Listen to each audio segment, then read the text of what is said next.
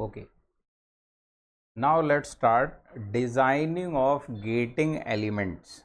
Heading डाल दो और उसमें हम लोग फर्स्ट एलिमेंट से स्टार्ट करेंगे, that is design of pouring basin. ठीक है, पोरिंग बेसिन सबसे स्टार्टिंग में रहता है, उसके नीचे स्प्रू कनेक्टेड रहता है, फिर रनर रहता है हमारा, फिर यहाँ पर ये गेट और फिर ये कैविटी, और इस कैविटी से यहाँ कनेक्टेड रहता है राइजर, है ना। This is the mould. ठीक है, तो ये जो पार्ट्स हैं अपना, पोरिंग बेसिन, फिर स्प्रू, फिर रनर, फिर आपका ये यहाँ पे गेटिंग से सिस्टम, फिर यहाँ पे राइजर। ठीक है, तो ये सारे कहलाते हैं डिज़ाइन गेटिंग एलिमेंट्स। इन सब का डिज़ाइन करना है अपने को वन बाय वन। तो हम लोग यहाँ से स्टार्ट करेंगे, फिर इसका डिज़ाइन करेंगे, फिर रनर को देखेंगे, फिर यहाँ देखेंगे टाइप्स ऑफ गेट, फिर देखेंगे राइजर को। ठीक है, तो ऐसे एक एक करके सारे एलिमेंट का डिज़ाइन करेंगे। तो first we are starting with the pouring basin. तो ये डायग्राम बना दो पहले फटाफट, वीडियो को पॉज करो और ये डायग्राम बना दो, फिर इसको डिटेल में करते हैं। बन गया? तो डायग्राम बन गया, उसके बाद सुनो। जैसे मान लो अगर हम पोरिंग बेसिन को सिंपली ऐसे एक रेक्टेंगुलर शेप में बना दें, इस तरीके से, है ना, सिंपल, और उसके नीचे यहाँ पे स्प्रू कनेक्ट कर दें, वो भी मान लो सिंपल है, ऐसे पाइप कनेक्ट कर दिया जाए यूनिफॉर्म क्रॉस सेक्शन का, तो क्या होगा? तो जब ये सिंपल इस शेप का रहेगा, अब आपने ऊपर रहता है लेडल, है ना, लेडल मतलब जिसमें भर के मोल्टन मेटल को लाया जाता है। इसमें मोल्टन मेटल भरा होगा, liquid metal at very very high temperature, है ना, 700-800 डिग्री, 1200, 1500 डिग्री सी। तो इतना हाई टेम्परेचर पर लिक्विड मेटल को लेके आते हैं, फिर इसको ऐसे पोर किया जाता है। So when you will be pouring this liquid metal, इसका एक वेलोसिटी होगा। ठीक है, इसको ज़्यादा ऊपर से डाल दिया तो हाई वेलोसिटी हो जाएगा। इसको कितने भी आराम से आप करोगे, फिर भी ये with A velocity it will hit the bottom of this pouring basin. तो जब ये इसको हिट करेगा, तो जहाँ पे हिट करेगा वहाँ से मोल्ड के जो सैंड है उसके इरोजन के चांसेस बनते हैं, क्योंकि ये पूरा जो रहता है, this will be part of your sand mould ना, this hole will be part of your sand mould, ऐसे।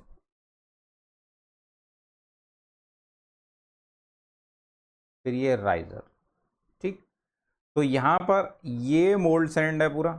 जब आप यहाँ पे पोर करेंगे इसको, तब ये इसको हिट करेगा पोरिंग बेसिन के बेस को। ठीक है, तो यहाँ से सैंड के इरोजन के चांसेस बनते हैं। जितना हाई वेलोसिटी होगा, हाई टेम्परेचर होगा, तो इरोजन उतने ज़्यादा होने का चांस है। अब जो इरोडेड मटेरियल होगा वो ही फिर ब्रेक करके इसके साथ मिक्स होके मोल्टन मेटल के साथ वो स्प्रू में चला जाएगा, और स्प्रू में नीचे यहाँ पे आपको बताया था ऐसे कलेक्टर रहता है, वेल टाइप का शेप बना रहता है। तो यहाँ पर अगर वो कलेक्ट नहीं हुआ, कुछ पार्ट यहाँ कलेक्ट हो जाएगा, नहीं हुआ तो वो कैविटी में जाने के चांसेस रहते हैं, जिससे कि डिफेक्ट बनेंगे। तो उन जो इसके साथ टूट के मिक्स हो जाएगा उसको बोलेंगे इंक्लूजन्स। साथ में स्प्लैशिंग का चांस भी बनता है कि आपने लिक्विड मेटल यहाँ पोर किया और वो उछल के बाहर चला गया, है ना, स्प्लैशिंग का चांस बना, है ना, छिटक के बाहर पहुँच जाए। तो स्प्लैशिंग का चांस जो होता है वो लो डेंसिटी लिक्विड में ज़्यादा रहता है, क्योंकि उनका डेंसिटी कम होता है तो उनका वेट कम रहता है, तो उनका स्प्लैशिंग का चांस ज़्यादा रहता है। जैसे आप पानी को डालो तो वो ज़्यादा स्प्लैशिंग का चांस बनता है, लेकिन अगर आप हनी डालोगे, शहद, तो शहद ऐसे स्प्लैश आउट नहीं होता है, क्योंकि उसका डेंसिटी हाई रहता है। तो जो हाई डेंसिटी वाले लिक्विड मेटल हैं, जैसे कि फेरस मटेरियल्स का हैवी जो रहते हैं, उनको आप हाई वेलोसिटी से भी पोर कर सकते हो, क्योंकि उसमें स्प्लैशिंग का चांस कम रहता है। ठीक है, तो अगर ऐसे सिंपल शेप रहेगा तो इरोजन हो सकता है, फिर वो इंक्लूजन हो जाएगा, स्प्लैशिंग हो सकता है। सो ऑल दीज प्रॉब्लम्स में ऑकर। तो इसका भी एक प्रॉपरली डिज़ाइन किया जाता है। तो इसको इस तरीके से डिज़ाइन करते हैं। इसका एक पार्ट इस तरीके से रहता है, आप जब बुक में चेक करेंगे या ऑनलाइन चेक करेंगे तो और भी टाइप के डिज़ाइन आपको मिल सकते हैं। This is this one of the simplest. तो यहाँ क्या होता है, सिंपली पोरिंग, जो मोल्टन मेटल रहता है उसको इस पार्ट में पोर किया जाता है, इस पार्ट में, ठीक है। तो यहाँ पे जब आप पोर करते हैं तो उसका शेप इस तरीके का है कि ये स्प्लैश आउट ना हो पाए, छिटक के बाहर नहीं जाता है, ठीक है। फिर बाद में यहाँ जब वो फिल हो जाएगा, फिर वो एक ऑप्टिमम वेलोसिटी से, देखो वेलोसिटी बहुत कम भी नहीं होनी चाहिए, वेलोसिटी बहुत ज़्यादा भी नहीं होनी चाहिए। वेलोसिटी हाई होगा तो इरोजन होगा, टर्बुलेंस भी होगा, हेडिंग पॉइंट और नॉट। और हाई वेलोसिटी जहाँ रहता है वहाँ प्रेशर ड्रॉप कर जाएगा, तो एस्पिरेशन इफेक्ट भी बनेगा, ये एटमॉस्फेरिक एयर को अंदर सक कर सकता है, ठीक है। तो बहुत हाई वेलोसिटी भी नहीं होना चाहिए और बहुत लो वेलोसिटी भी नहीं होना चाहिए। पता चला वेलोसिटी इतना स्लो है कि मोल्टन मेटल यहाँ पहुँचते पहुँचते पहुँचते पहुँचते यहीं सॉलिडिफाई होना स्टार्ट हो गया। तो यहीं सॉलिडिफाई होना स्टार्ट हो गया तो आगे कैविटी तक कैसे पहुँचेगा। तो हमें ना वेलोसिटी को मिनिमम करना होता है ना मैक्सिमम करना होता है, हमें ऑप्टिमम करना होता है, ठीक है। तो यहाँ आप मोल्टन मेटल पोर करते हैं, फिर जब ये पार्ट फिल हो जाता है तो वो एक ऑप्टिमम वेलोसिटी के साथ यहाँ स्प्रू में चला जाता है, ठीक है। स्प्रू में जाने के बाद then it will go to runner, then it will enter the cavity through gate, ठीक है। तो यहाँ जो डाया रहता है उसका लगभग 2.5 टाइम्स इसका हाइट बनाया जाता है, पोरिंग बेसिन का हाइट बनाया जाता है, ठीक है। तो दीज आर दी थिंग्स। बाकी और जैसे कुछ फैक्टर्स रहते हैं, for example casting yield, casting yield इसको भी ऑप्टिमाइज करना रहता है। और इसको, अब कास्टिंग यील्ड क्या है तो इसको हम लोग पॉइंट्स में समझेंगे। कास्टिंग यील्ड सिंपली होता है कि आप total volume of molten metal, total volume of molten metal यहाँ से जितना पोर किया और फाइनली जितना हमारा कास्टिंग का वॉल्यूम है प्रोडक्ट का, उस वॉल्यूम को यहाँ रखा जाता है वॉल्यूम ऑफ कास्टिंग। तो volume of casting upon total volume of molten metal poured. तो जब आप मोल्टन मेटल ऐसे पोर करते हैं, फॉर एग्जांपल ये आपका पूरा इस तरीके से मोल्ड है, यहाँ पे स्प्रू है, ये रनर है, ये गेट है, ये कैविटी है और ये यहाँ पे राइजर है, इस तरीके से। तो आप जब यहाँ मोल्टन मेटल पोर करेंगे तो ये पूरा वॉल्यूम भरा होगा, ये भी पूरा भरा होगा, रनर भी पूरा भरा होगा, तब जाके कास्टिंग पूरा भरेगा और साथ में राइजर भी भरेगा। तो टोटल वॉल्यूम कितना है, ये पूरा सारा, लेट से this volume is 100 centimetre cube. लेकिन कास्टिंग का वॉल्यूम तो इतना है ना, बस प्रोडक्ट तो इतना ही बनाना है आपको, गेटिंग पॉइंट और नॉट, प्रोडक्ट तो इतना ही बनाना है आपको। तो बाकी जब इस प्रोडक्ट को निकाल लोगे तो ये वाला जो वॉल्यूम सॉलिडिफाई अगर हो गया, ये वाला अगर सॉलिडिफाई हो गया तो ये सारा वेस्टेज में चला जाएगा। तो इनका जो वॉल्यूम है वो मिनिमम रखा जाता है, ओके। सो दैट की ratio of VC upon total volume ये अपने को देता है कास्टिंग यील्ड का वैल्यू। इसे हमें हाई रखना होता है, नियरली 80 to 90%, 80 to 90%, पता ही नहीं समझ में। सो दैट इनका साइज छोटा बनाया जाता है कि इन सब में जो रुक फिल होता है वॉल्यूम वो नियरली 10 to 20% रहना चाहिए, that's it.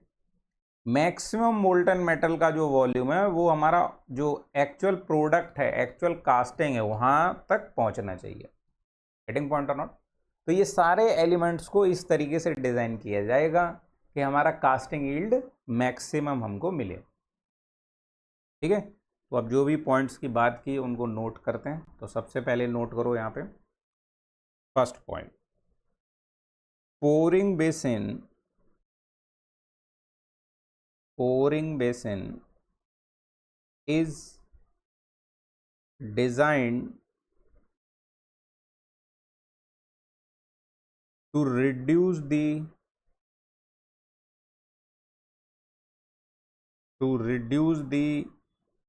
velocity of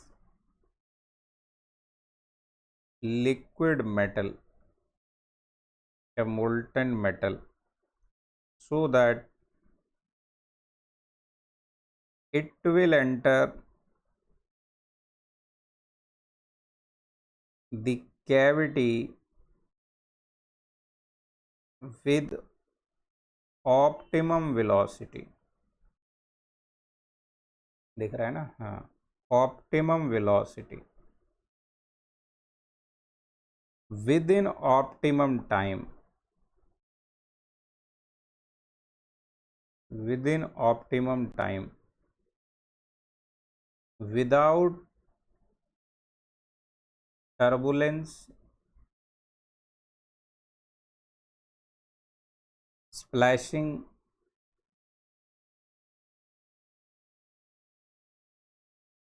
and mold erosion, and mold erosion। ठीक है, तो वही पॉइंट्स हैं जिनकी बात की। Next point,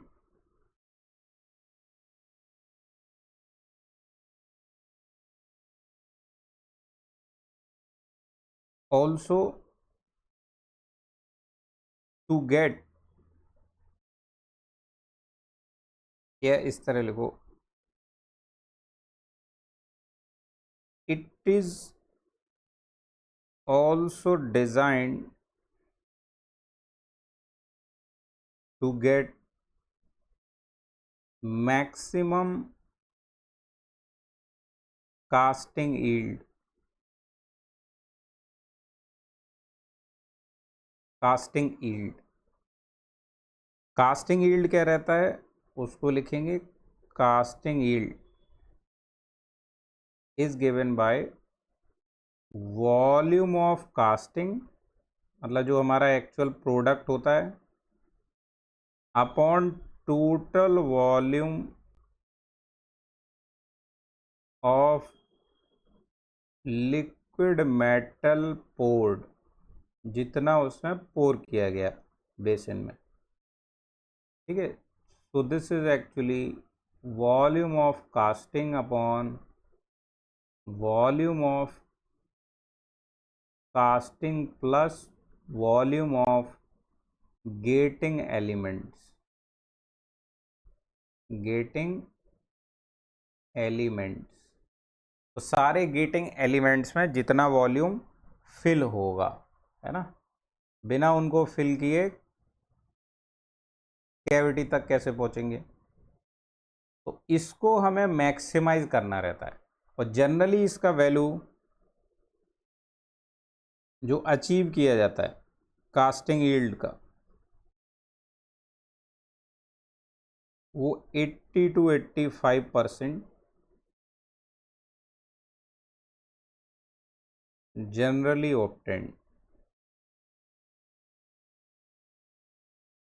okay, next point,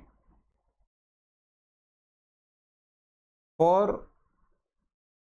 ferrous materials,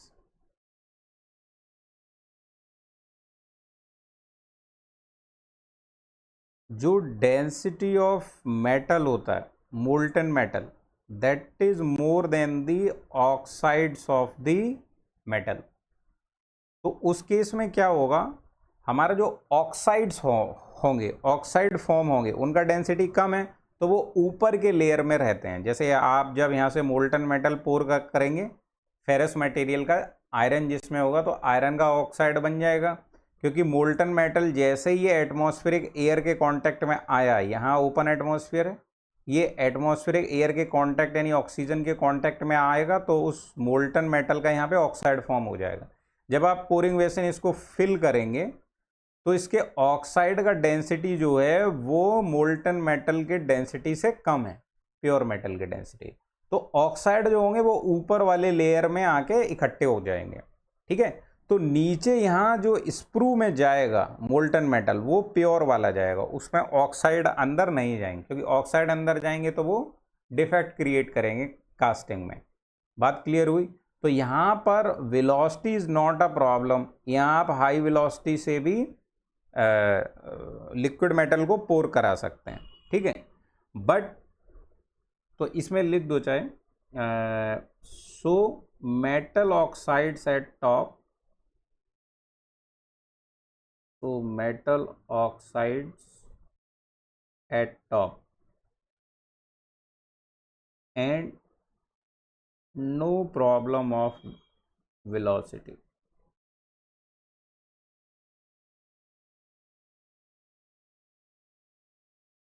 velocity.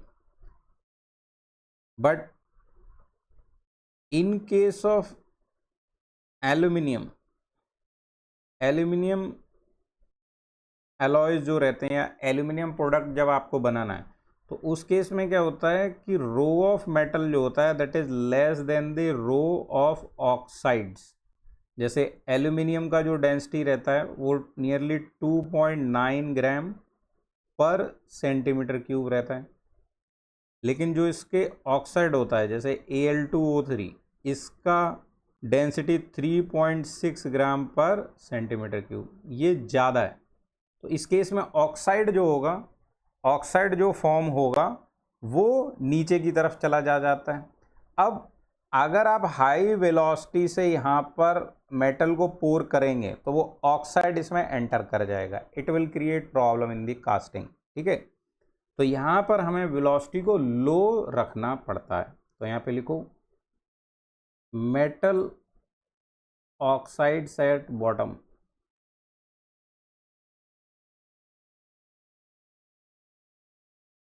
तो लो वेलोसिटी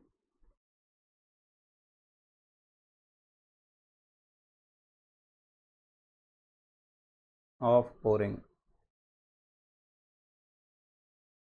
या low velocity of liquid metal, ऐसे लिख दो. ठीक है, so these are the factors जो हम ध्यान में रखते हैं when we are designing the pouring basin. Okay, तो अभी एक एक करके और एलिमेंट्स को देखते हैं. तो पोरिंग बेसिन के बाद अपना इससे क्या कनेक्टेड रहता था, स्प्रू, है ना. स्प्रू को हम लोगों ने फर्स्ट डायग्राम में ही बनाया था ऐसा टेपर्ड शेप का. इसको टेपर्ड क्यों बनाया जाता है, ऐसे वर्टिकल सीधा पाइप की तरह क्यों नहीं बना देते हैं, that we are going to see. Okay, तो इसको डन कर दो यहाँ तक. This was the design of pouring basin.